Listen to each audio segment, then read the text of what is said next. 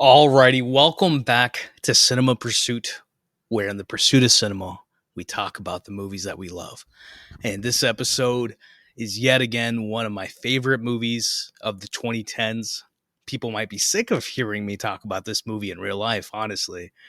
That movie is the 2014 action revenge joint, directed by Chad Stahelski, David Leitch, starring Keanu Reeves as the boogeyman himself, John Wick. Let me hit that theme song real quick. We'll be right back.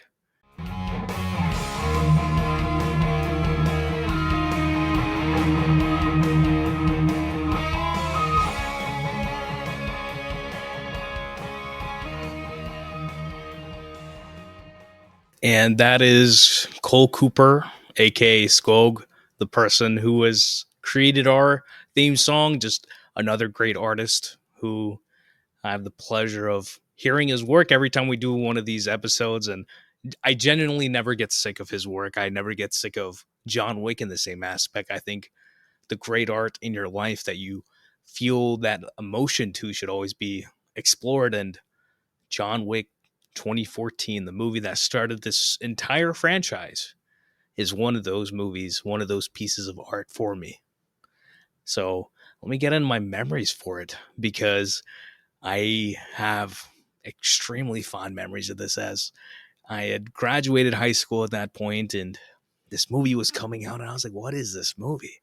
I saw the trailer for it, and Keanu was hot off of directing Man of Tai Chi. He was a part of a documentary called Side by Side, a documentary that explores the film versus digital conversation, meaning Vittorio Storaro, legendary DP, Bradford Young, who was a young talent then, Steven Soderbergh, a lot of great talents, artists behind the camera talking about this. And Keanu was actually the guy going around interviewing people for that. So he was directing a movie. He had been in movies. Just a lot of things was going on with Keanu. And I've always been a fan of Keanu's. And obviously, Speed, Matrix, Constantine, always a fan.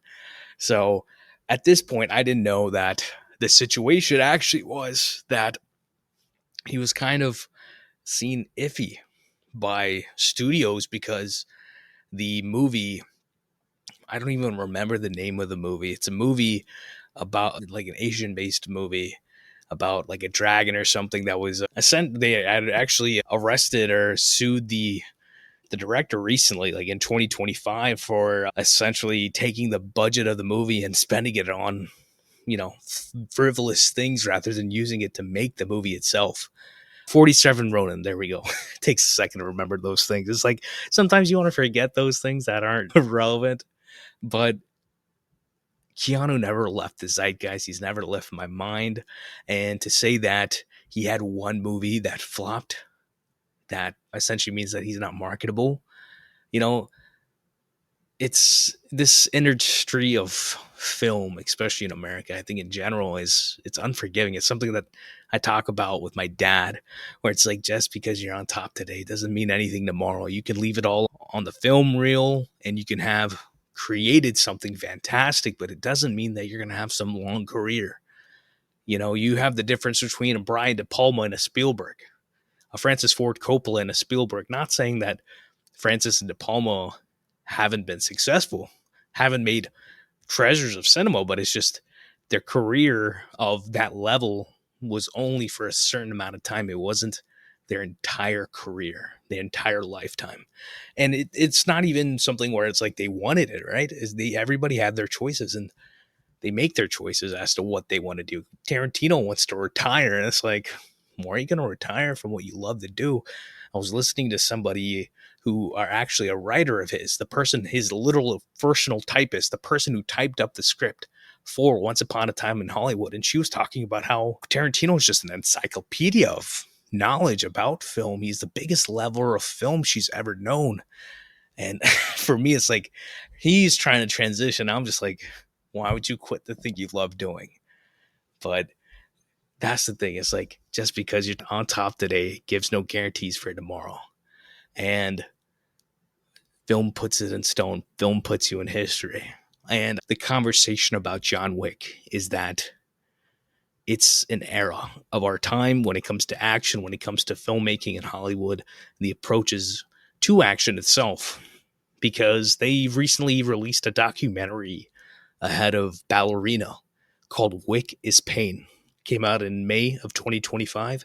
And it's only been 2 months, but I've seen the documentary twice. It might be the only thing, or one of the only things I've seen twice this year, and probably will stay that way because it's a documentary that details the story of making John Wick 1, 2, 3, 4, and a little bit after that. They do a fantastic job talking about the hardship of John Wick. They embrace the truth that a world of pain can bring excellence.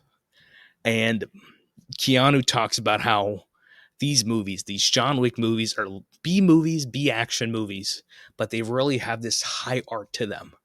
And I was giggling, genuinely giggling, listening to him describe it that way. Because that's how I see these movies. I've seen them for almost a decade plus that way. And it's like, we haven't seen this level of artistry within action a lot in America. And I say America especially because, Hollywood is not the only people in the world making action movies and making great action movies at that, whether it's South Korea, Hong Kong, Indonesia, the Raid movies, among many other action movies, action based movies through cinema. And Wick is Pain talks about it, that the pain for Keanu, the pain that everyone through these movies goes through, making these movies, is one of the reasons why we love it. The entire effort that they put into it, Keanu's months upon months of training. He's fought through, flus making these movies. If he's on John Wick 4, if he's not doing one thing, he's in a room by himself working on nunchucks. He's like, I don't have this down enough. I need to keep working on this. And they run through fire every time to forge cinema. And we've seen the videos, just seeing them online of the fight practices, the gun training, Terran Tactical, Keanu, Chad talking about their process.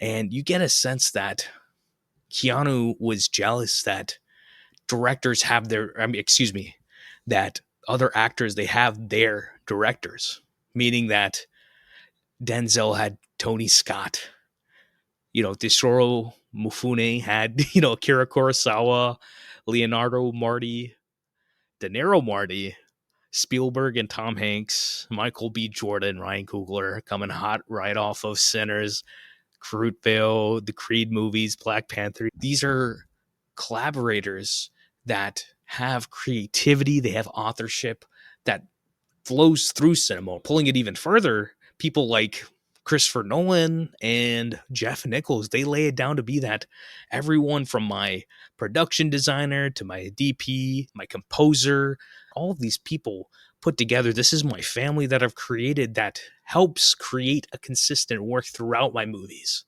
And you can see where, especially with Christopher Nolan, where once one of those people changes, like there's a different change, a different tone, a different vision to a certain aspect of the work that he's doing. And for the most part, not even the most part, for a fact, all of those aspects are improving upon what he's done already. He's always becoming a greater artist. It's something where I'm like, oh yeah, you definitely want to feel this emotion, chasing this emotion, creating and pursuing greatness together. And that's a level of happiness where it's like, no matter how bad things get, you're in this thing collectively. You're pursuing something together and understanding that there's a consistency of idea, of vision. That makes it all easier. It makes it all worthwhile, even if you might not get to the thing you were desiring to do. As long as you're trying to hit it out of the park, going for the big swings, I see it as commendable work. And for them, it became a family. It always becomes a family when it comes to filmmaking. And the family of John Wick is about a consistency and it's about pain. Because, consider it to be your own family, right? That real family is consistency. That the forces of life, whatever it may be. They say you don't choose your parents, but we do choose the forces of life, the laws of attraction, repulsion. We even choose our parents, and whatever our family units are that we live with within our lives. We go through good times, we go through bad times, but the consistency brings us together. It brings a progress within all of us collectively together.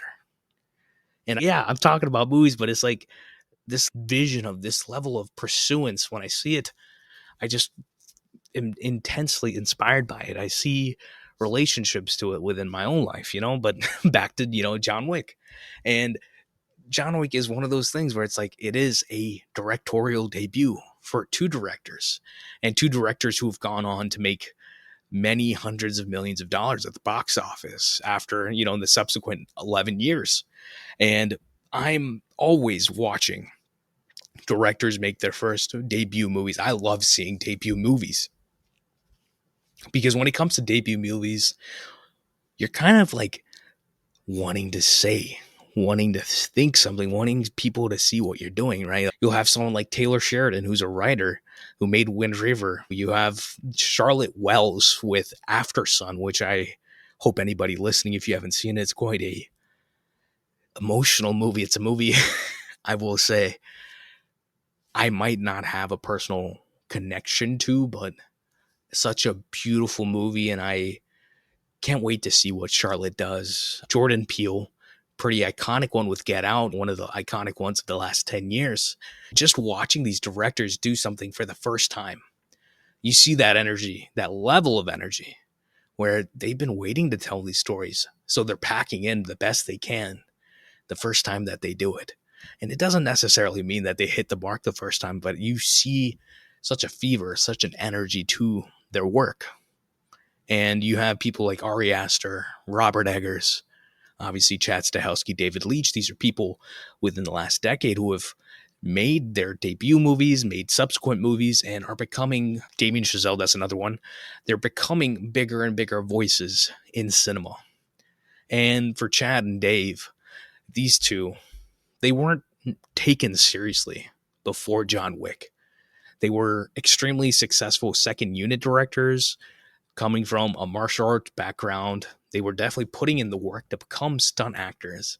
And then they had a lot of luck that came through.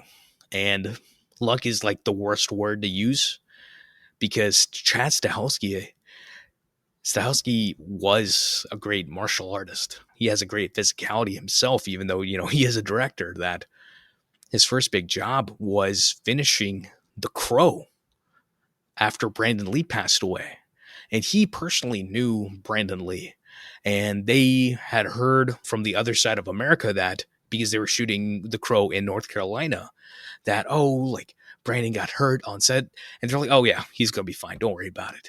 And then after about 15 hours, he had passed. And, we know the situation at hand, but his mother, the director, they were like, we can finish this and make this one last thing. And it was something where out of a terrible tragedy, Chad was in the movie doubling Brandon and picking up parts of it and making The Crow.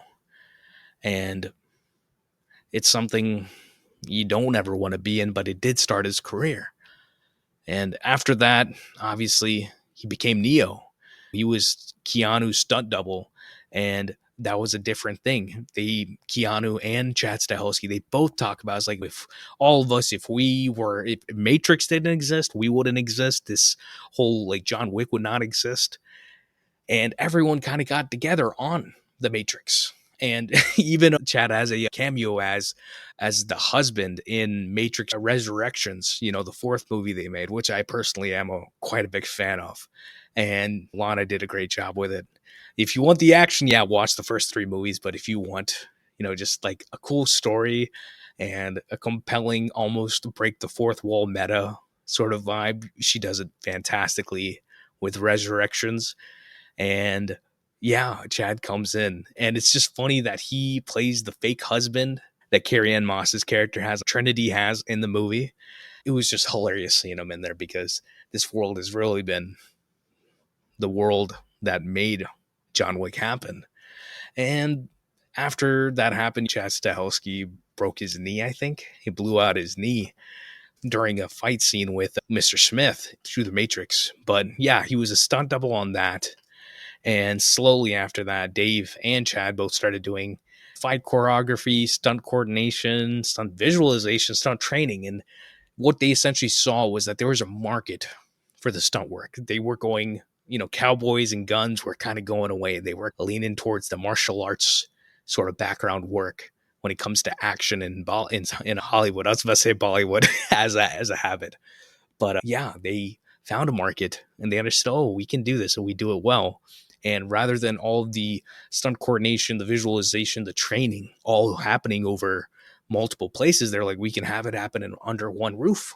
And that one roof was their roof at 8711, which is their address. It's now grown into a whole production company.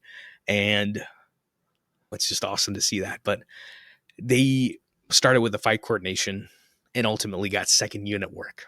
And second unit work, if you're listening to this, you probably already know what I'm talking about. But if you have like a $200 million movie, just as an example, as you may, you have X amount of days to complete the movie. You're having these shooting days. And if you have to get the work done, when you're doing action, it's quite tedious. And that's one of the reasons why certain directors don't do it. Or you'll work with a studio like Marvel, which will say you have to use a second unit to get this done. We're not going to pay you to go and do this yourself. So that director will have another director with a different unit, a different film crew that goes out to a different location and does the action, does the stuff that's a bit more hectic and takes more time to do. And personally, I see it as being something where it leads to like a disparity with the filmmaking. There's a division of how the filmmaking looks. If you pay attention, maybe the South Korea scene, the car chase in Black Panther, that's a good example. Christopher Nolan is notorious for not using second units, which I love. I would never either. Like, I understand if you have no choice, if you need to shoot some plates for different locations, but besides that, I just wouldn't. And I mean, yeah, you have to trust people when it comes to any project that you're doing, but I just feel like there's such a soul behind your action that you really need someone who knows what they're doing. And people who do know what they're doing, if you look up Darren Prescott, J.J. Perry, these are guys who have worked with Chad and Dave. These are people who have done stunt work, second unit work. Darren Prescott did the second unit work on. It's the opening car sequence, fight sequence of the car work in John Wick 2, the iconic opening of Baby Driver, the whole like the car doing a 180 in the alley with a truck, and it's like all this crazy work. But you never feel a loss of Edgar style. You never feel a loss of Chad style because there was a unity, a familiarity, a seamless work between the two units. And that takes skill, it takes understanding, it takes communication. And Chad and Dave were doing this second unit work. And I'm going to read off some of the second units that Chad and Dave collectively worked on, meaning that either one of them worked on it or, the other one worked on it or they both worked on it, just depending on when they had time, because they got so big that they could work on different projects themselves. So Expendables 2. I do like that one. That is the best one that they've made. Hunger Games, 2012, Hunger Games Catching Fire, Sherlock Holmes 2, Captain America Civil War, Teenage Mutant Ninja Turtles 1 and 2, the Liebsman, the live action ones from the 2010s, Ninja Assassin, The Mechanic, 2012 or 2011, Simon West, Jason Statham, James Mangold, The Wolverine, the 2013 one, Jurassic World, 2015, In Time, great concept, Roger Deakins, Anchorman 2. But you get what I mean. Like, it's just, they've done a lot of work and they were getting a lot of work. And it became a thing where they did enjoy the work. David, though, was not comfortable. He was not satisfied with just doing the second unit work. Chad Stahelski was pretty content with it, but they both ended up starting to look for projects. And the project that aligned was Scorch, which ended up becoming the script for John Wick. They did pass on multiple projects because they know that, if you're going to make a movie, you better do it the first time. And they were getting offered a lot of $5 million specials, as they call it, meaning that essentially the straight to VOD action movies, something like Ice Road Vengeance, which I watched recently with my parents. If you watch and look for film releases, you'll see a lot of cheaper action movies that are being made because, for the most part, if you're an action fan like I am, you will watch those movies. But they finally got a script from Derek Kolstad that Keanu sent to them. Keanu sends Chad and Dave the script, like, oh, like, can you give me some input about this? And then Chad and Dave read the script and are like, hey, we might want to make this movie. Chad and Dave do tell Keanu what's going on. And like, we feel that we can actually do something great with this. And we're looking to direct a movie. And Keanu was like, yeah, that's what I was hoping, that y'all would direct this. And that's how it happened. Keanu doing a little bit of producing himself on this movie. And they went through page by page of the script and they're trying to figure out how to make this movie. And it was something where everyone collectively was taking a risk putting this movie together, whether it's the people putting up the money, whether it's taking a chance on the directors, it's taking a chance on Keanu somehow, and taking this movie to be something that's not a $5 million special. I think the budget comes out to $20-30 million. And by the time they were making this movie, they had to push production, budgetary issues. They were about to shoot the movie. They were like, oh yeah, $6 million is missing. There's supposed to be someone who's supposed to come in and give us $6 million. But that person only had $1 million. And they're like, oh, we're supposed to, make up $6 million. How are we supposed to do this? So they had to push production another week before it starts, actually. So it's like, getting this movie, like, producing is essentially getting a movie, like a project, off the ground, getting the film, the cast, everybody together, and making sure you have the money to make the movie. There's different processes that you can go through when you're selling a movie, from having a script and like selling international, and a certain amount of like money for the cast and things like that. And what happened for them specifically was that Lionsgate International had bought the distribution of the movie beforehand, before they made the movie. So they had money to make the movie.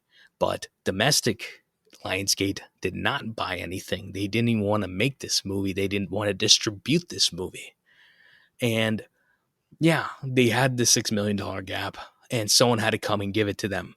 And that person ended up being Eva Longoria. Not that they knew that was her that was giving the money, but if you watch John Wick 1, you will see Eva Longoria has a credit as a producer on John Wick. And we're grateful for it. And sometimes, if you watch these $5 million action movies, funny enough, you will see that there's about 10 or 15 names as producers or executive producers. EPs specifically, executive producers, are typically people who give money or give input of some sort, but they are not involved creatively when making the movie. They're not there day to day. They're just kind of the money person to some extent. Someone like a Keanu will get like an EP on a movie because they have that level of input or they have that level of star power, so they can also attract people to make the movie. Like Idris Elba put his name on, what was it, A Beast of No Nation, so that could help get that movie production budget. So it's always interesting to see how these things work. And this movie, everyone sacrificed. Keanu, both the directors, producer, everyone gave money back to the movie just so they could start shooting. Basil, who is the producer of these movies, he's like talking about how they were stressed. He was like, I was taking money out of my house. I was giving people on the production, my credit card to go buy stuff. And I literally had to ask him, like, if this movie does not go into production, like, how many people are going to sue me? And it's like, yeah, that is the situation they were in. That's how stressful it was. And it's like, all that happens, but it's still not what happens between action and cut, right? But yeah, it's always interesting. And I do recommend people watch Wick is Pain because they do go into detail about all that. But they do end up going into production and they get a slot to release the movie because they make the movie and they're like, oh yeah, we shop the movie around, and then nobody wants this movie. I don't know how people watched John Wick and said no. Like every studio in America said no to John Wick.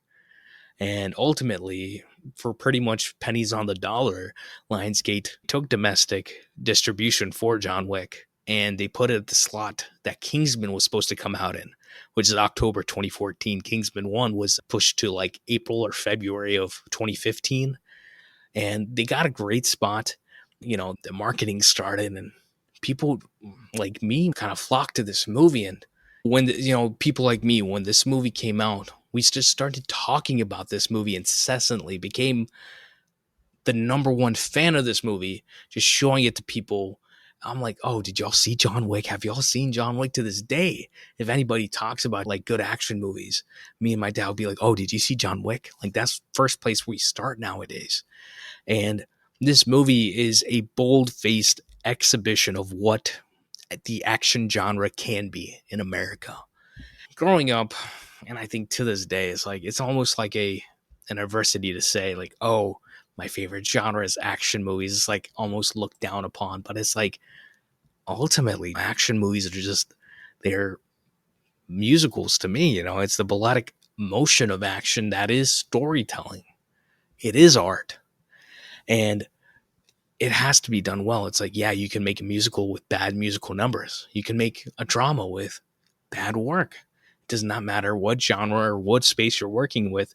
Your storytelling needs to be great. But I think when it comes to action, it has to be the greatest. And when action is done properly, it's just like any other piece of great storytelling. Because what you craft with action is like an efficiency of like storytelling and artistry. And even Chad Stahelski, he likes Keanu to be in just like Gene Kelly, because the dancing Gene did is the fighting that Keanu does. It's acting and it's the physical performance all at the same time. And finally, after like 11 years of this stuff, we finally will have Oscar for best stunt design coming. But it's like the people who work in stunts, the people who work in action never got their proper due, but it's slowly getting proper recognition. And that is the juice. And the action of John Wick. Action is the juice, the most juice scenes of John Wick. I would gladly talk about everything about all the action in all of these movies, but I think the action in these movies, like Ballerina just came out and the action in that is fantastic. I had such a great time watching Ballerina in the theaters, even though we had someone on their phone and, it was distracting, but it's like, you can't distract me from cinema.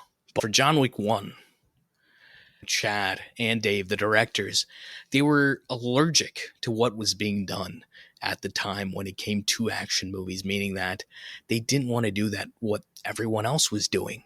They wanted to move away from this style of shaky cam that Bourne had pretty much brought into existence, right?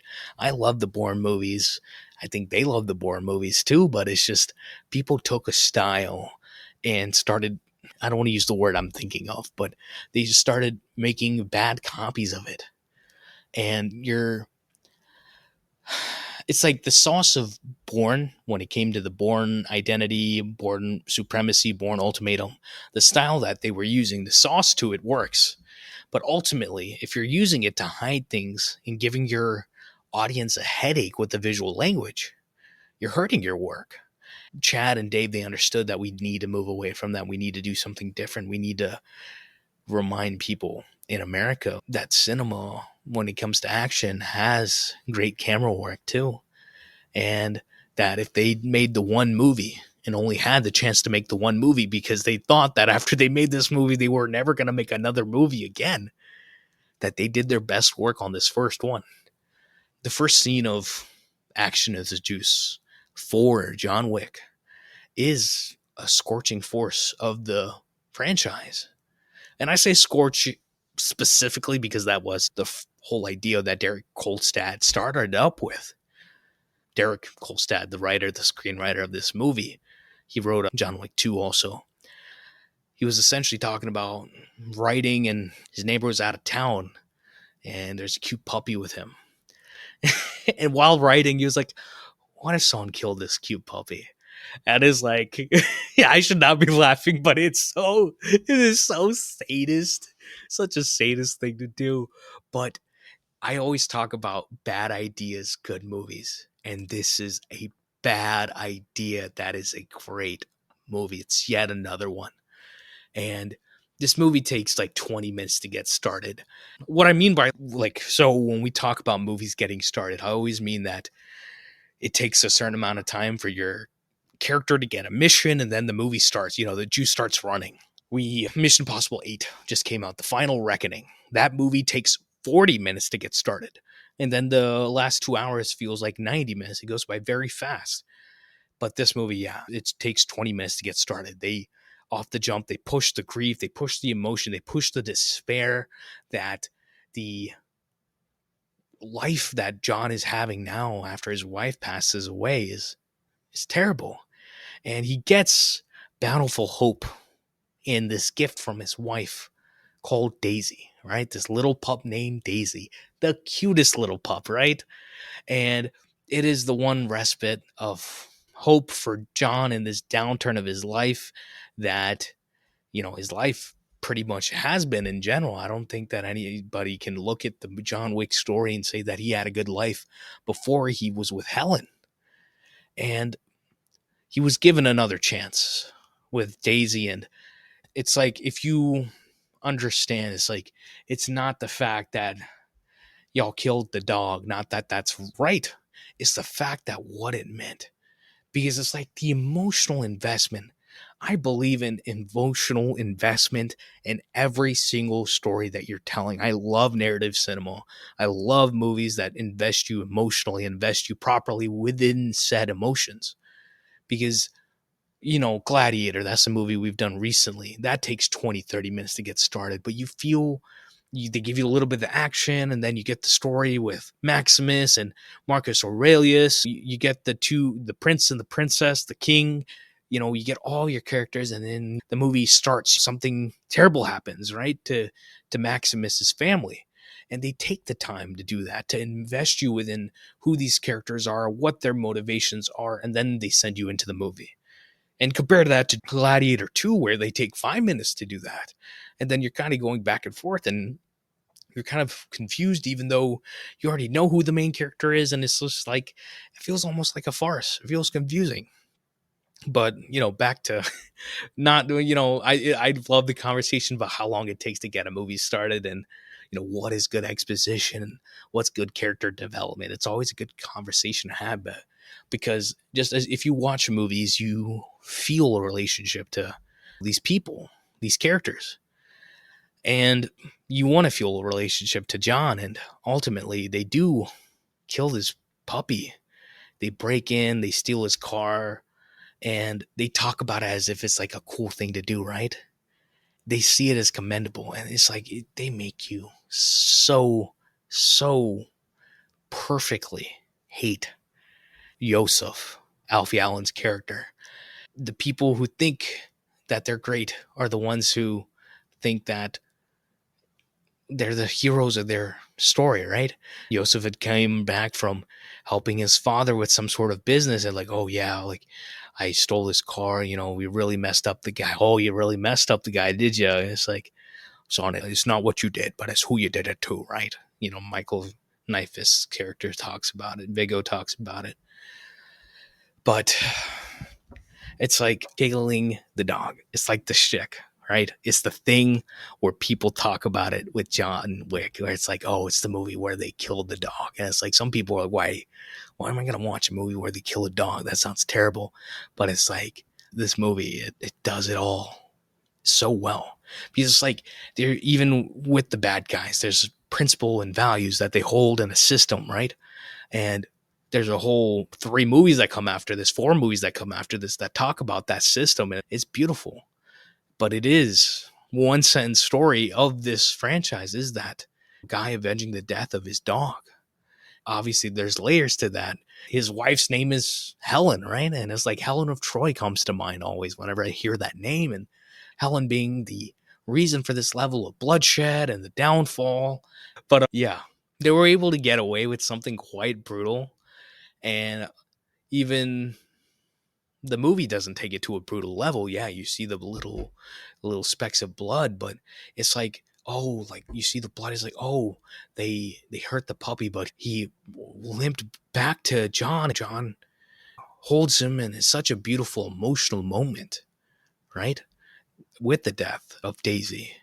And a funny thing they talk about is that when they tested the movie, about 60% of the men in the movie, like when they watch the movie, they're like, oh yeah, like it makes sense. It's reasonable what John does after this happens.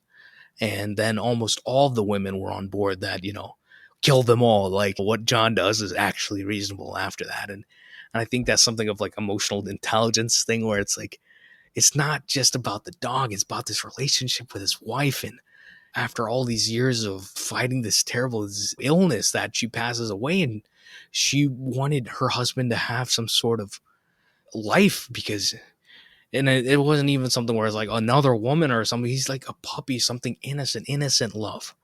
And it's a beautiful way of setting this story, and the juice of that, it's almost like the men were hoodwinked into liking this movie. It's like, yeah, they like the action, but it's like, did y'all get the fundamental emotional tone or like reasoning of this movie? This is like, they might not get the umph of the emotion, but they like the action. It's like that scene ultimately of the dog passing does pair well with the end of the movie, right? That, 80 plus bodies later, that he did all of this, but he's still sad. He's still in despair of the loss of his wife. And he breaks into the kennel. He finds another puppy to save from like euthanization. And that is the great part of it, that they end the story that way rather than it being, like, oh yeah, I got the guys, that.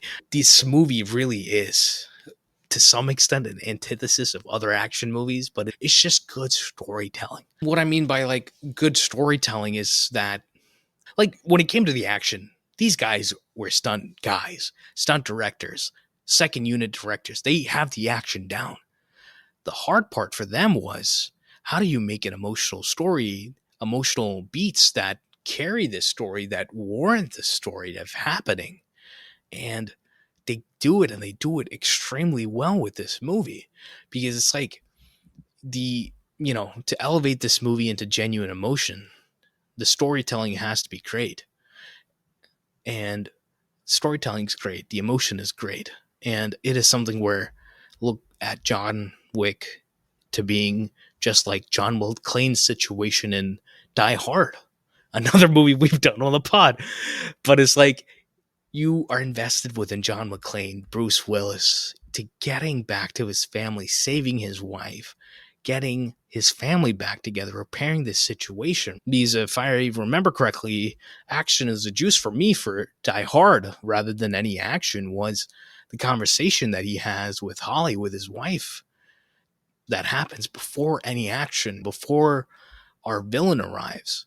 That the movie is about that. It's about you caring that John needs to, he's come to LA and he's trying to figure out the situation with his family. And yet again, they take 20 minutes for you to get invested into this story before the movie starts, in my head. So, I mean, next time you watch a movie, consider how long it takes to get started, and then you will never know peace, because I don't know peace. I really don't. I'm like, oh, how long does it take for this movie to get started?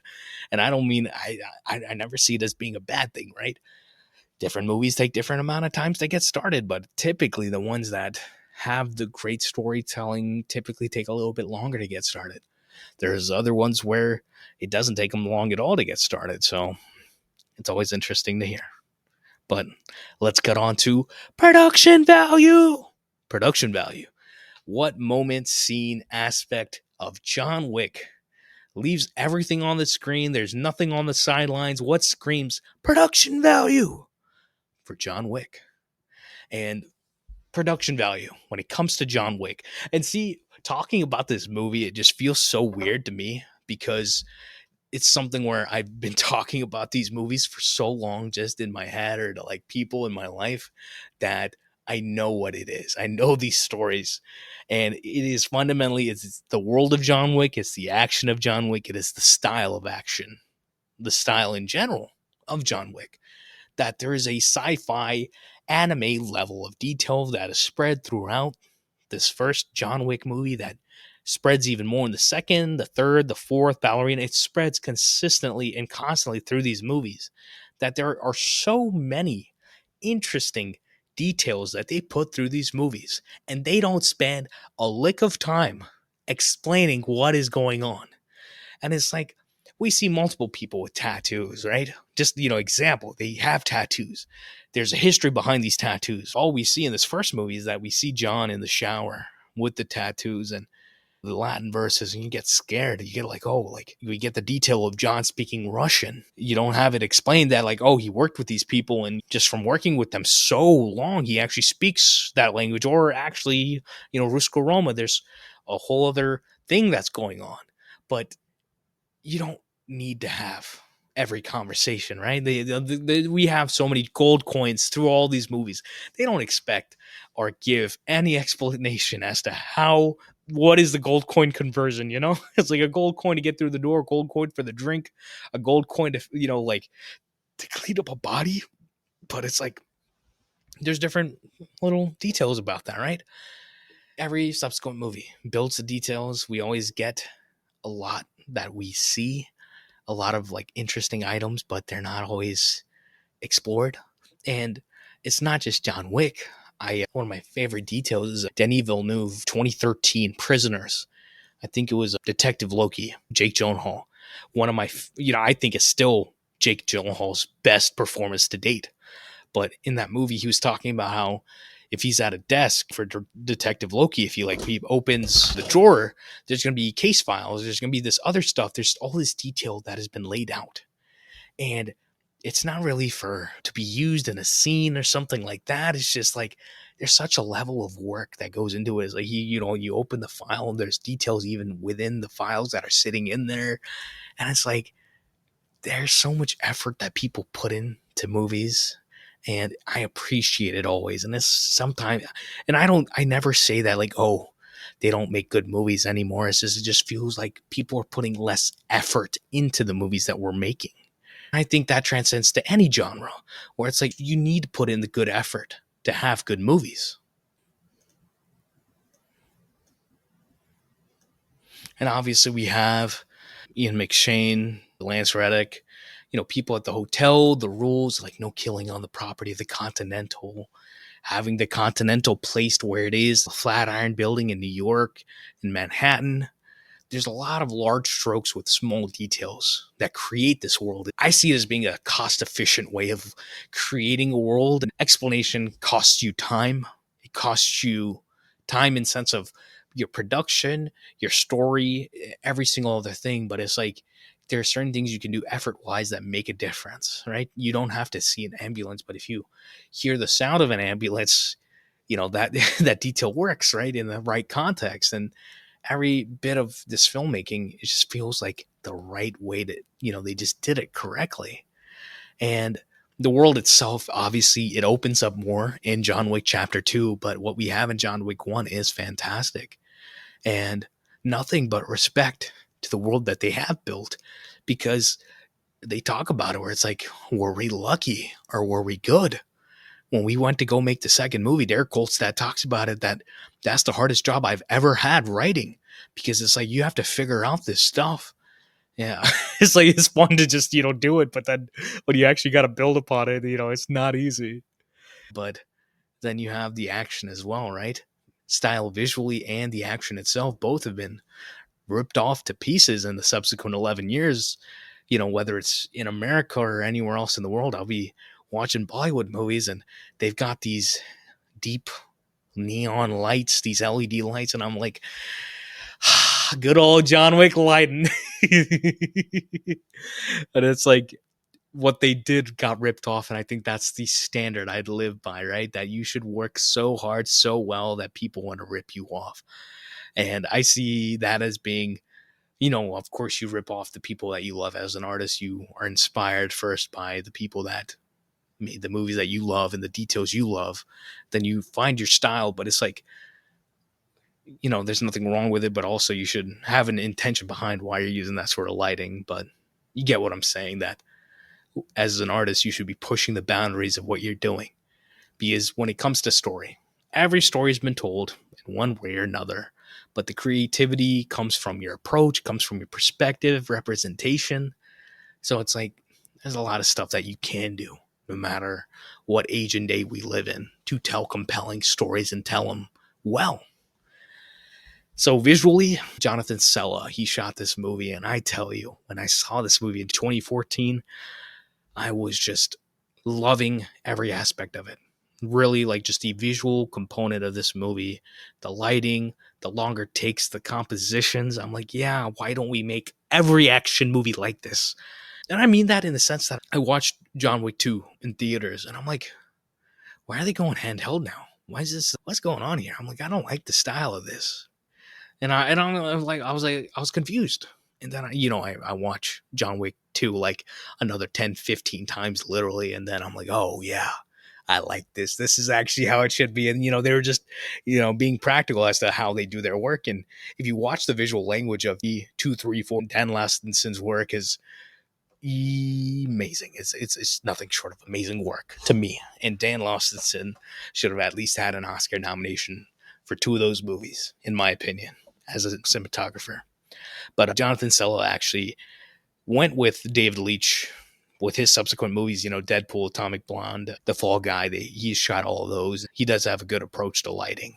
And like I said, the editing, the visual style of the longer takes, it just makes sure you knew what was going on. There's a geographical awareness that is needed when it comes to action storytelling.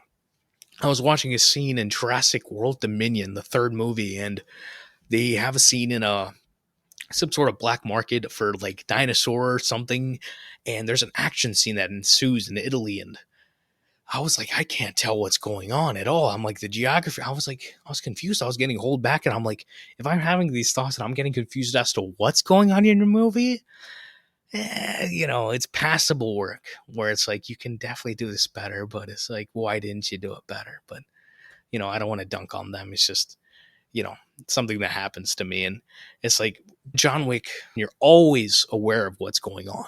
One of my favorite shots of John Wick, which is a pretty production value moment, is 30 minutes into the movie where we get a longer take of John grappling with a henchman after a knife, and they fight with this knife, and they tumble to the floor, and they slowly close in on him with the camera, and John forces it into him. And funny enough, if you show a knife going into somebody, I guess that's the nice way of saying it, is that, that's, if that happens, it's automatically an R rating for your movie. So that's why sometimes you'll have somebody like M. Night Shyamalan, where in The Village it happens with Joaquin Phoenix's character in the movie, but they do it in such an artful way where you feel the umph of it so well. So it's like, you don't always have to show it, but it's like, great filmmakers, they always work around those sorts of MPAA or nonsensical rating standards. But this movie, visually, we have those deep LED lights, a lot of craft stuff where it sets the tone of this world. And that style improves in the second movie, and we see it go through various settings across the world through 2, 3, 4.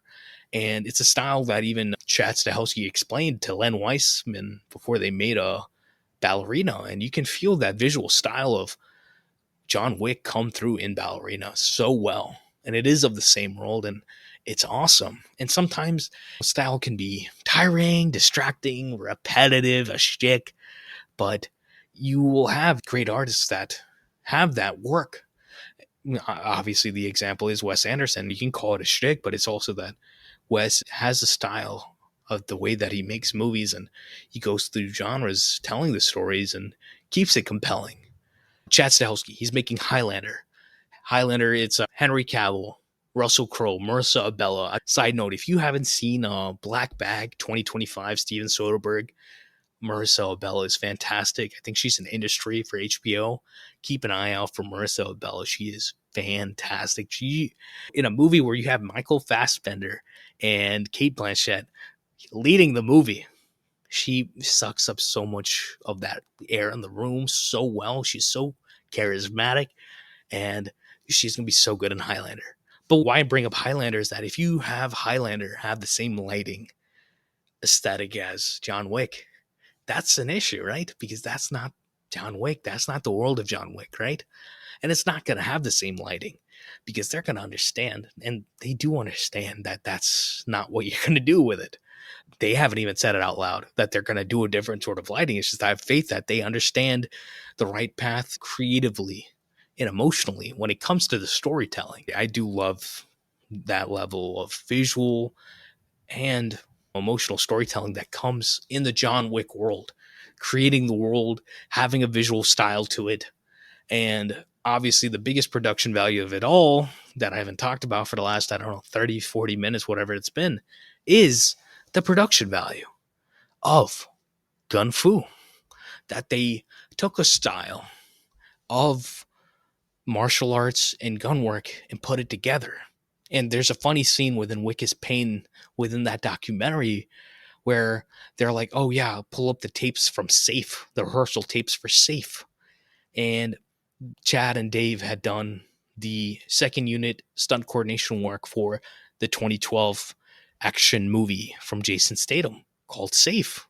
It's actually a pretty good movie. And whatever the work that they had left over from that movie actually was Kung Fu.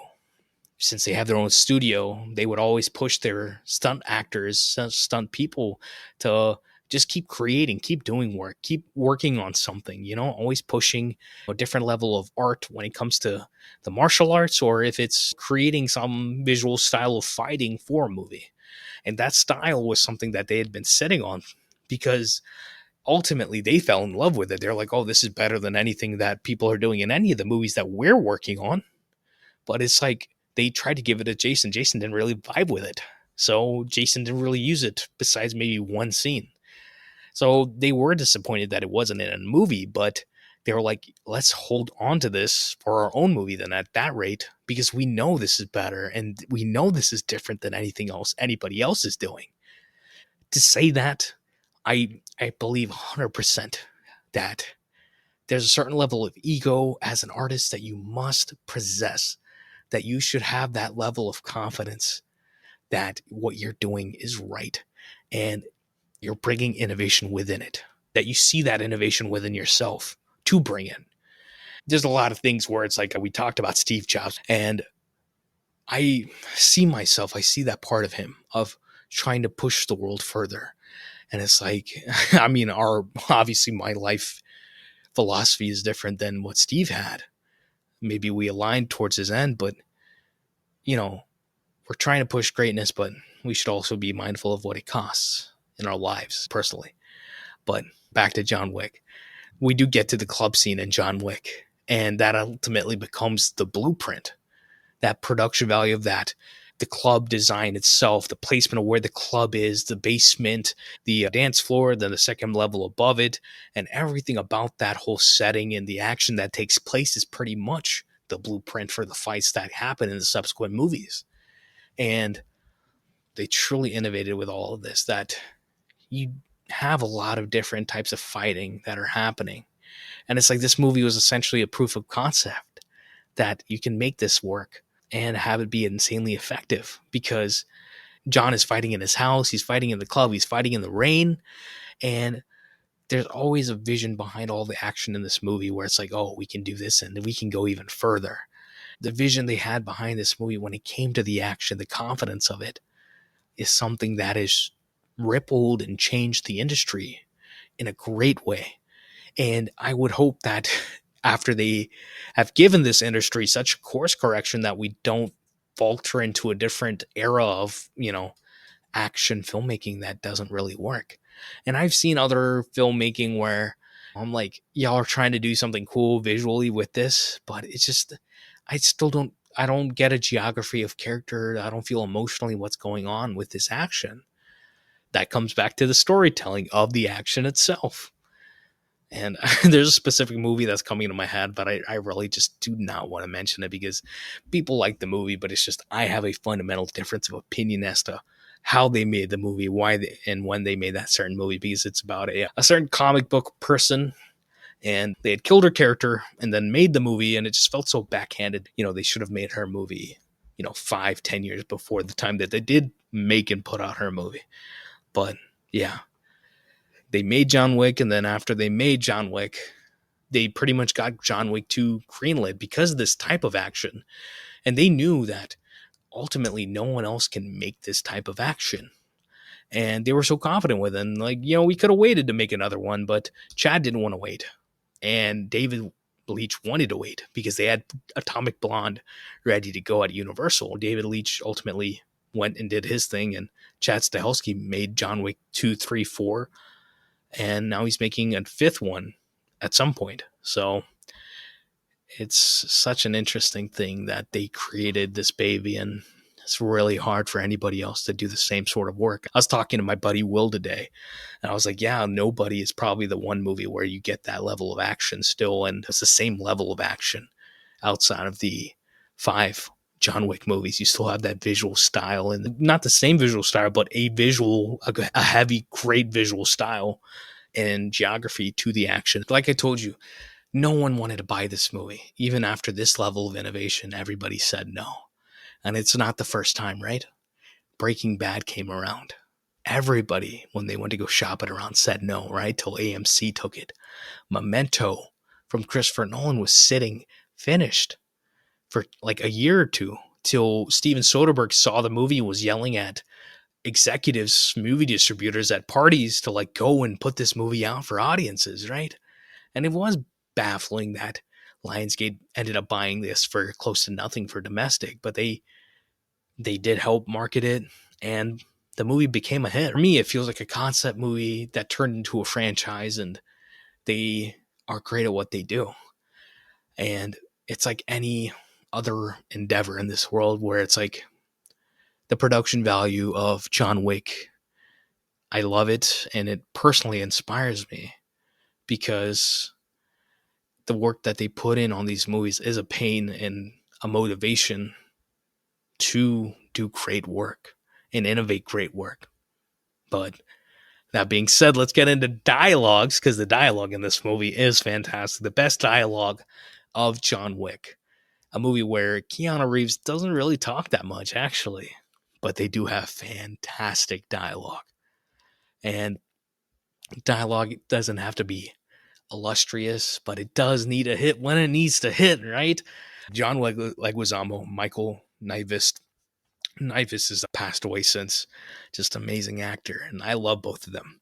But Aurelio, he calls Viggo, he's like, "You struck my son. Like, he stole John Wick's car and killed his dog." And Viggo replies, "Oh."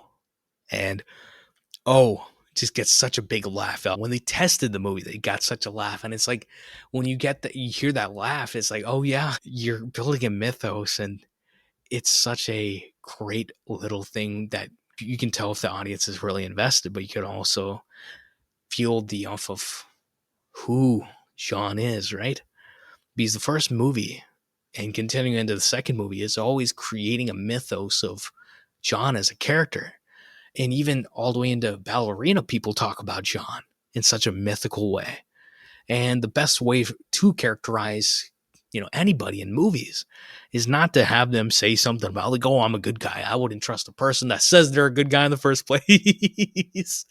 But it's like, if you feel like you get the dialogue that someone feels about, somebody, you feel a tension, a passion, a fear about a character from another character, the way that they describe them, the dialogue you choose there, it's like, that is what creates a legend, right? Because it's not like if you talk about yourself that way, you're not creating a legend. A legend is not spoken by yourself. It is conjured up by the people watching you, the people who know you, the people exaggerating about you. That crafts the mythos, right? Piece of dialogue from that is that it's not what you did, son, that angers me. It's who you did it to. Who? That effing nobody? That nobody is John Wick. And it's like, oh, the boogeyman? Is like, no, John wasn't exactly the boogeyman. He's the one you send to kill the boogeyman. And then Yosef, he replies the same, "Oh." And Viggo, Michael Nyqvist's character, he goes like, "John is a man of focus, commitment, sheer will." something you know very little about. It's so direct. It's so funny, right? He tells him the story about like, oh, like one time in a bar, John, he ended three people with a pencil, worth a pencil, and he's like miming the whatever the pencil into the neck of the Geico guy. He's in the movie. He's also in 30 Rock as Tina Fey's boyfriend, but y'all know who I'm talking about. But Viggo says to his sons, like, John will come for you and you will do nothing because you can't do anything, right? And we feel that level of dialogue, right? And it's like, okay, when it comes to John himself, he's like, John is a man of very few words, and it's always leaning towards a lot of physical action. But even his conversations are pretty great, right? In every single one of these movies.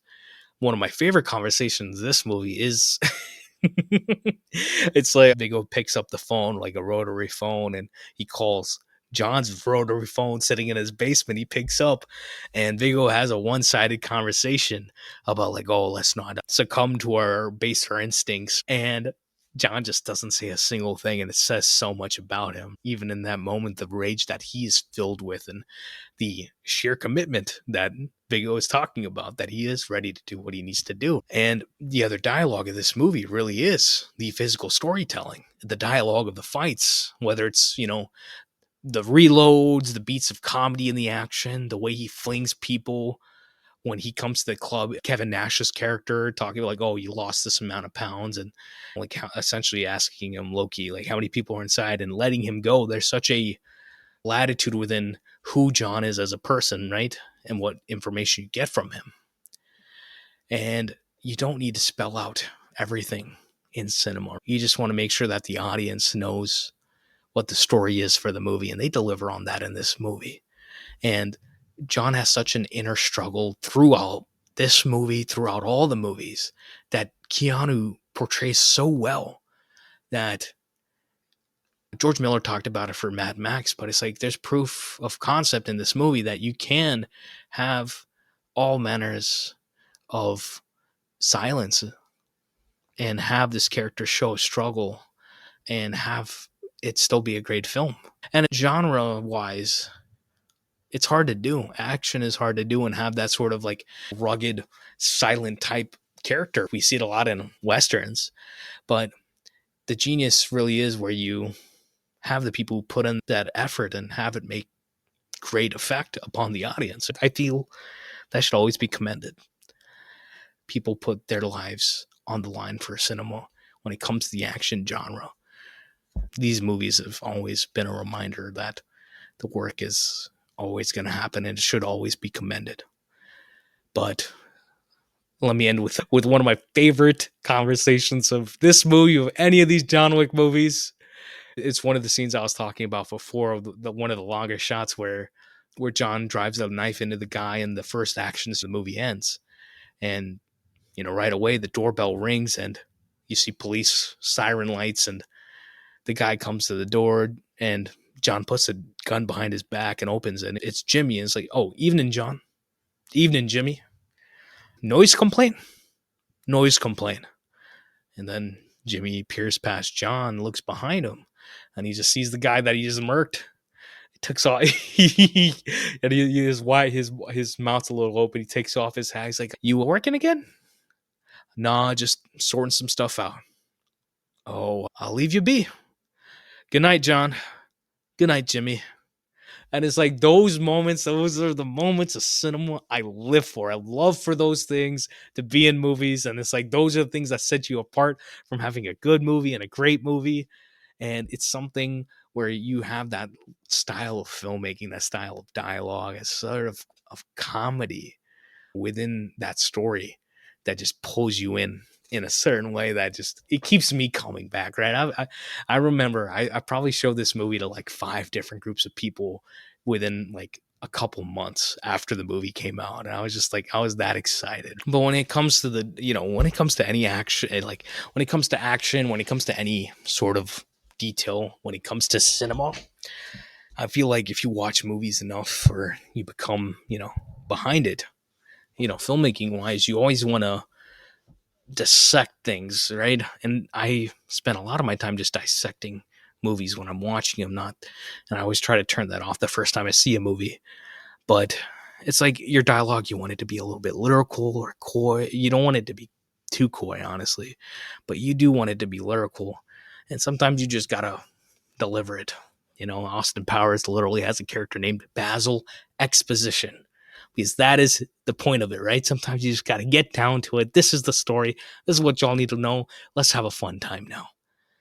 Let's talk about the other aspect of this movie that I have nothing but love for, too, which is the Layla, the best needle drop or use of score in John Wick. We have so much great music when it comes to action movies, whether it's like Moby and like Bourne Ultimatum, or Junkie XL's work in Mad Max Fury Road, Furiosa. Great action needs some great music. And that also means the lack of usage of music also. Depending on how far you take things, you can tire an audience out by using the wrong score, the wrong sound design.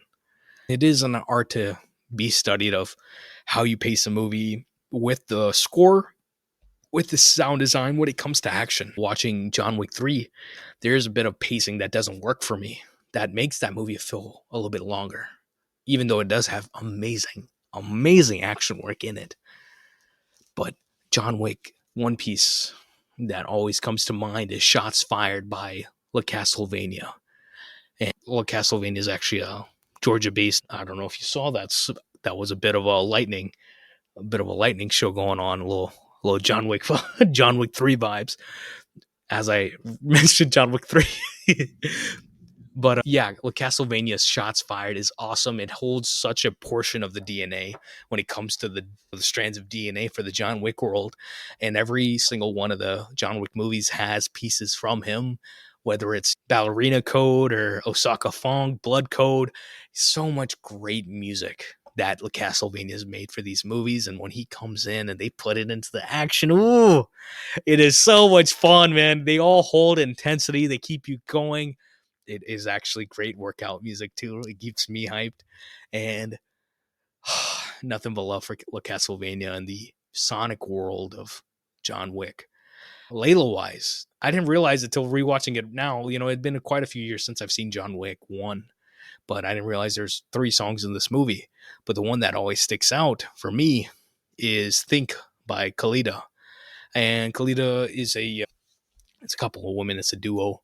Their work is synth pop, vocal work. It's extremely hypnotic. And Think plays when John gets to the basement, when he's hunting for Yosef in the pool area, downstairs in the Red Circle Club, as John slowly descends upon his prey. It feels like nothing but cool. You have cool lights, a cool setting, a cool story, a cool character, a cool music.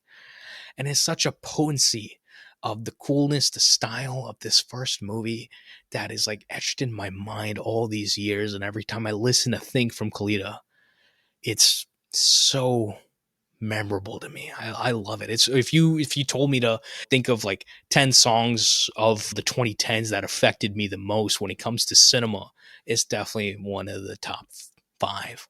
And I say that in a very specific way because there's so many pieces that really do affect me. I think once you put a song in a movie and it's so effectively used in it, it becomes a part of you within like your brain. Like, oh, there's a song from Beastie Boys that they use in like Sabotage. They use it in 2016 Star Trek Beyond. The way they use it's so impeccable. Come and Get Some Love. What is it? Redbone. Guardians of the Galaxy. The opening of that, is so effortless. It feels effortlessly cool. Wow, my mouth is chewy today. But it's like James Gunn. He has a great ear for music too, and I always love hearing great music used in movies. And obviously that's why we made a whole category and we've talked about it for 30 odd some episodes. When it comes to Khalida themselves, I do want to say, I have nothing but love for their music. They have their place in cinema because of John Wick. And, outside of movies, you should probably check out their music if you like it. I've been a fan since 2014, and I think they started up in 2013 as a group, and check them out. I really do love their work. But that being said, let's get into recasting John Wick. And you know who should have been in this movie? Let's recast John Wick. I swear, I was writing the script this last week, and it did not pass in my mind rewatching the documentary, rewatching John Wick, that I should cast anybody in this movie, because I really do love the casting of these movies. Besides Adrianne Palicki, which I don't think it's her fault. Adrianne is, I do like her in other work, but sometimes it's just a character that's written.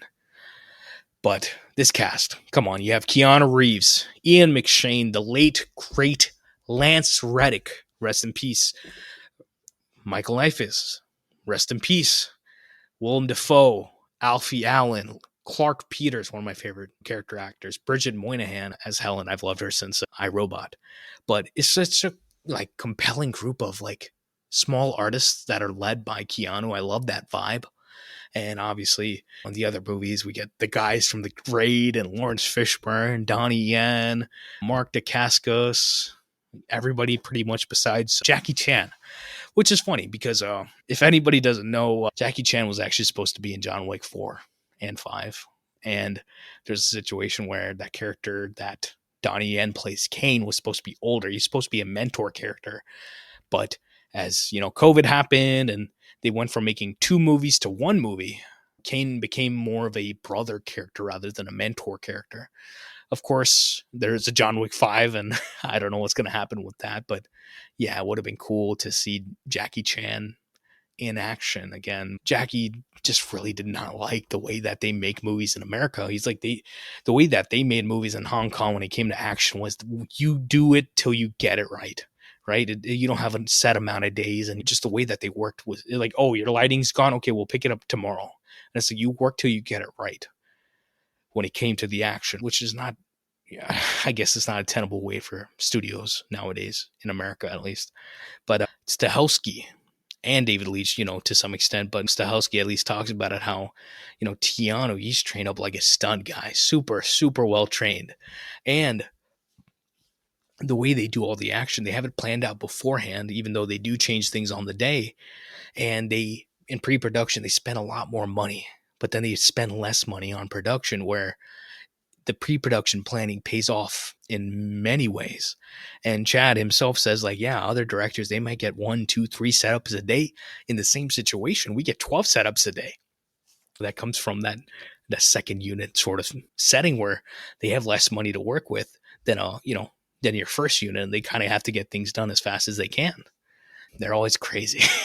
These guys, but it's like, you have the stunt team come in, he has the camera team come in, so it's like everyone in pre-production is aware of what's going on.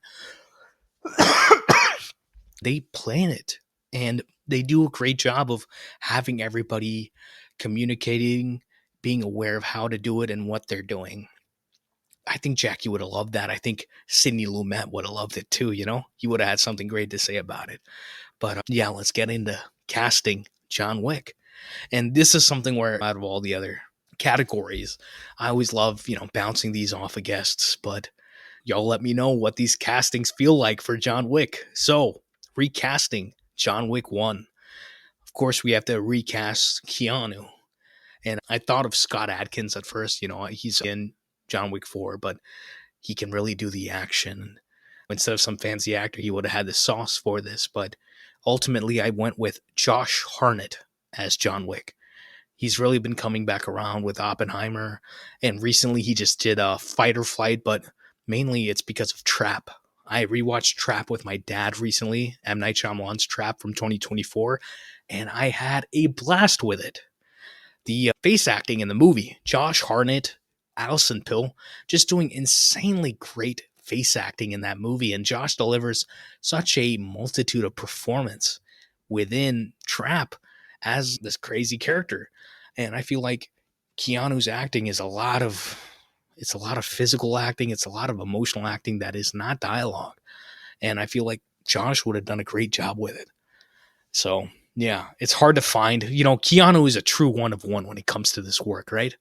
But Josh is like gangbuster, like visual, like his facial storytelling, the face acting. I think it would have worked so well in this John Wick aspect, this John Wick world. For Winston, Ian Mcshane, he's got the heart, but he's also got a lot of elegance, and the person I see playing Winston is Pierce Brosnan. He would have been awesome in that. He has that level of elegance. He also has that bit of heart to him. That Bond charisma always there, but I would have loved him as that character. Willem Dafoe is in John Wick 1. People barely ever talk about it, but he is in the movie as Marcus, playing a good friend of John's. And I would have cast him today as Steve Carell. Hear me out. Like, yeah, you could put maybe like a Kevin Bacon in that role, but I think that Steve has that heart, but he can also play really creepy. And that is what Willem Dafoe plays in this movie, if not a lot of the time in general. Miss Perkins, Adrianne Palicki's character, I would have put Jenna Malone in that. I think you need somebody who can come in for a smaller role, but suck up the air when they're in their scenes. And I think Jenna Malone has such a presence to her that she would have been great as Miss Perkins. She would have brought that little bit of oomph that I personally felt like I was missing in that role. So it's like, yeah, I love these actors. I love this movie, and great actors do bring that oomph. But does it get them anything in this next category, which is the Oscars, right? The Oscars for 2014 movies, the 2015 Oscars. What happened this year? I think we have talked about this either on the pod, or me and Zach have definitely talked about it in our personal life. We have redone these Oscars. And I will say, Oscar-wise, I think I love the movies of this year, but I think Oscar-wise, they did a pretty weak year in my opinion. There was a lot of biopics and campaigning and political stuff. Far and away, Whiplash, we had J.K. Simmons, he was shining so hard in that role that he just won Best Supporting Actor. But a Best Picture list, just for the listeners, for 2014. Birdman, still pretty good. American Sniper, go watch Come and See, or Beasts of No Nation, which is on Netflix. Boyhood 2014, Linklater. He's doing another project like that right now. I'm excited. Grand Budapest Hotel, still great. Imitation Game, Selma, Ava DuVernay. Theory of Everything in Whiplash. It's kind of wild that most of these are about somebody or something related to real life, or, this, that, and the other.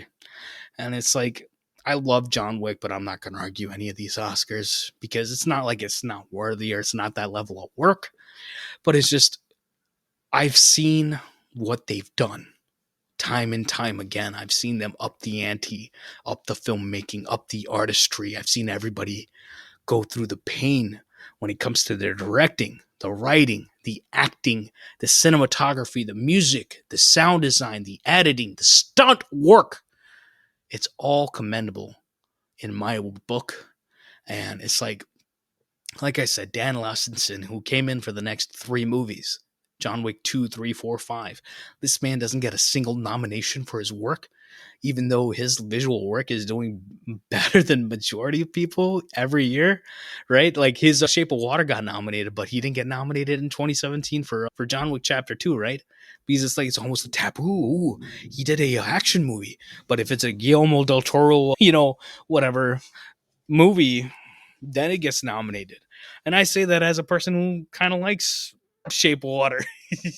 But you get what I mean. There's such a, I just don't like such a division, such a elitist thing to say that certain genres don't deserve presence on the biggest stage of, awards when it comes to a certain art. And it's like, when it comes to TVs and movies, and there's a lot of just politics that go on with all of it, but, were they lucky or were they good at what they do? Movies, and there's a lot of just politics that go on with all of that. Chad, Keanu, and the entire team that has worked on this movie and every other movie, they went through a lot of pain in the name of cinema. And they've created one of the only franchises from original IP. There's no IP. There's no intellectual book or anything else to back this up. And, spoilers for John Wick if you want to skip a couple minutes. But, John Wick 4 ends with John dying. He is reunited with Helen and is at his peace, right? In my head, an emotional ending. I love that ending, right? It's such a finality to it. And now they're making John Wick 5. And I am on a anti-John Wick 5 boat for a while. And watching Wick is Pain, I realized, I was like, listening to everybody talk and their emotions behind this and why they're doing everything that they do. They convinced me, these artists convinced me that they've got more in the tank, more to tell, more to create, because this is where they have the authority to do so. So I'm excited for them to do John Wick 5. I'm excited for Donnie Yen to make a Kane movie. I loved what happened with Ballerina. I had such a great time at the theater, laughing my behind off. I can't wait to rewatch it again. They are pushing cinema at the theater. They're creating movies that we want to see in the theaters. And it does suck that Ballerina didn't do so well at the theater, because it did deserve to do all that much better. It is rare that you make an original movie and then it turns into a freaking franchise, right? How do you keep going and keep making compelling cinema all these years? It's such a thing to study and to understand, that we live in such a time where they do want, franchises, but maybe we can make our own franchises, our own stories. And it takes a lot of time. It takes a lot of risk. And they had nothing but risk making this movie. And a decade later, it's paid off in an insane way. And everybody, for me, in this movie, obviously I talked about a lot of legacy stuff today, but I will say the MVPs, there's a lot of MVPs, whereas Basil Iwink, the producer, Chad Stahelski, Derek Kolstad, David Leitch, Keanu Reeves, even the people at Lionsgate, it's like every piece, every person from the stunt team to Keanu, everyone from top down who helped this vision happen and helped put it out. Everybody took some sort of risk, and not everybody saw the vision, but when they ultimately did, when they saw that people wanted this, right? It's like sometimes they don't understand what people want, and they're not going to always understand what people want, but it's like you'll have people like a like a James Cameron's like, hold up, let me cook, let me do this, right? And it's like not a lot of people get that sort of James Cameron money, but you have to have that level of vision to do something compelling. And I've spent so much time talking about John Wick for this last decade, and I'm glad to see that this art exists in this world, and it holds an inspiration to me that you're telling these stories and you're not doing it to make some sort of mega franchise. They weren't sitting here making John Wick in 2013 to be like, oh yeah, we're going to make a massive franchise and we're going to make all this money and, all this is going to happen. But it's just like, they're like, we just want to tell this story. And we would hope that people love what we love, right? We love this sort of story. We love this sort of action. We love this sort of lead or visual style and every other thing that created John Wick. It's like you're doing it because you just know in your bones that you've got something special, something to offer to this world. And we haven't seen this yet. No one's created this formula yet. And that's a level of creativity that is risky. It needs to be something that we live within. And it's the only way I see that we make cinema and art that is enduring for the time, right? Because there's so many people that rip off the John Wick style of action, the art. And it's like companion movie wise, right? You have the next subsequent John Wick chapter 2, 3, 4, 5. You have Ballerina. You have Nobody. You throw it back to the Bourne movies, Die Hard, John Woo, like Hard Boiled, the Raid movies. There's a lot of stuff there, action wise, that you can find that tells good stories. Villainess is a movie that there, you can look at South Korean cinema, Japanese cinema. I'm always finding stuff that I've never seen, but action movies are great movies. They are movies that tell story through balletic motion. And it's just not that easy to do. And if it was easy, everybody would do it well. And I'm going to leave with a quote that Basil, the producer of these movies, was saying in Wick is Pain, because it's just something that really stuck with me. Pain is not necessarily a bad thing. Pain is just the end result often of just brave choices or putting yourself out there or trying to win. And that it's just about, it's it's about suffering to be better, right? And sometimes we want to do that, sometimes we don't. And it feels like a lot of things in our lives are behind doors that are always of maybe things we don't want to do. Chad Stahelski talks about how he wakes up at 6 a.m. and tries to get a workout in, and he's like, I've broken pretty much everything in my body, but I get through the pain to try to keep going. And it's such a interesting philosophy on life. I think that how they make these movies and why they make them and what they're doing is such a blissful, like, action, like physicality to it and artistic emotion to it. So I do love John Wick. We will talk about the subsequent John Wick movies at some point. But yeah, another solo episode in the can. And I do appreciate anybody listening. As always, I just want to have my feelings on John Wick somewhere. I hope to listen to this one day and be like, yeah, I was cooking. I knew where I was going in the first place. I see where I understood the reasonings as to why this worked and why I love it, and how it led me to where I am in my own life. That sounds like a bunch of nonsense, but I'm coping. I'm trying to be funny when I don't need to be. I'm just being emotionally earnest, but I do love John Wick. I hope you all do too. Let me know what y'all been watching. I've been watching a lot of random stuff. I rewatched Kung Fu Panda. Every time I watch Kung Fu Panda, I got to do an episode on this. I got to do it right now. I got to talk about this. That's another movie where the philosophy always speaks to me. But yeah, find us wherever we have social media for Cinema Pursuit. I am pretty much offline nowadays, but I am always accessible by those things. And we can always have conversations about cinema because it's a never ending conversation to have about these things. And only time tells. That's the truth teller. But yeah, we'll see you on the next one. Next one is going to be a John Wick. Is going to be a Richard Donner, hopefully. We'll see what happens. It's going to be Superman 1978. I'll see you next time. Peace and love as always, y'all. Bye.